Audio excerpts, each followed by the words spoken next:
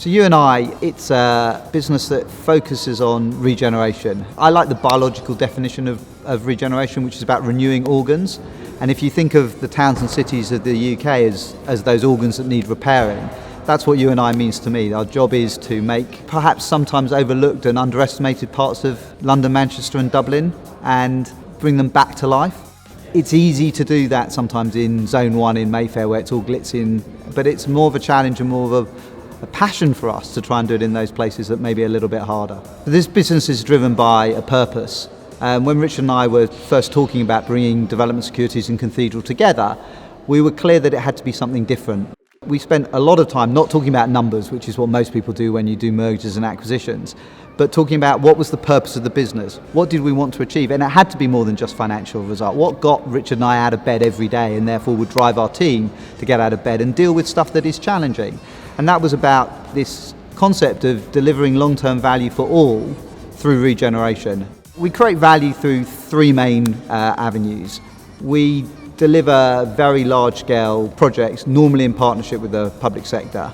And that's about great regeneration, world-class projects that can really make a difference to communities. And that's sort of the flagship part of the business, probably 60% of what we do. But we have to balance that out because those projects are large and can take time.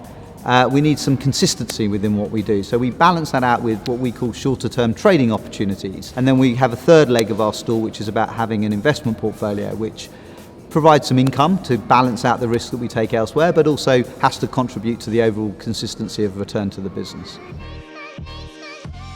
So public-private partnerships are a central part of what we do. Look, the public sector has the key part. It has the raw ingredient, the land. So here in Albert Embankment, this has been a public asset since the 1930s and it's been derelict for the last 10 years. In Manchester, our Mayfield scheme's 24 acres of land that's hidden in plain sight next to Piccadilly Station. So the public sector has the raw ingredients and it has, to be fair, some skills at bringing forward that land. What it might lack sometimes is a bit of skill and a bit of resource to help facilitate that. And I think we see our role as being the sort of facilitator between the end use to what the public sector and the community want to achieve and the raw ingredient.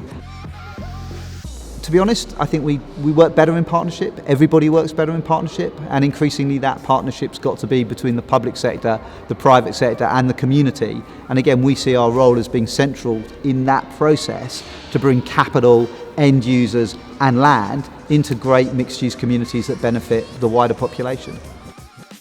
So social purpose is central to what we do. I honestly don't think you can be a business now without having more than just a financial lens to look through, because we think that at the heart of what we're seeing played out politically and economically is about a breakdown in trust and relationship.